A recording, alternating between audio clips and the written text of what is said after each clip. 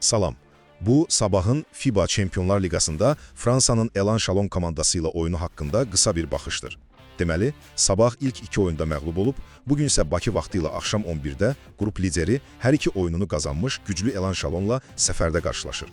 Həqiqətən komandamız üçün ciddi bir sınaq olacaq. Birincisi, gəlin Elan Şalona baxaq. Onlar səfərdə həm Albanı, həm də iki əlavə vaxtdan sonra Nümburqu udublar.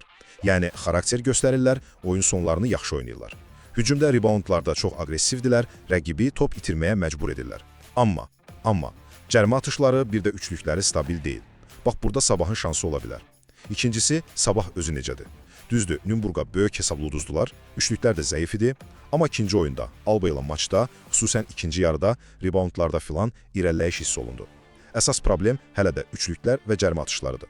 Amma həyətin özəyi, yəni Justin Tillman, orta hesabla 17 xal, sonra Kate Jordan, Jean-Marc Pansa, Hassani Gravet artıq formalaşır. Üçüncüsü, bəs qələbə üçün nə lazımdır?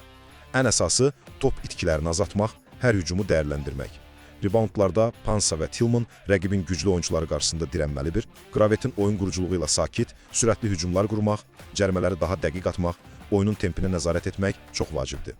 Sözün qısası, Sabah oyundan oyuna yaxşılaşır, amma rəqib güclüdür və səfərdə özünə güvənir. Ağıllı, səhvsiz oyunla komandamız bu çətin maçdan uğurla ayrıla bilər.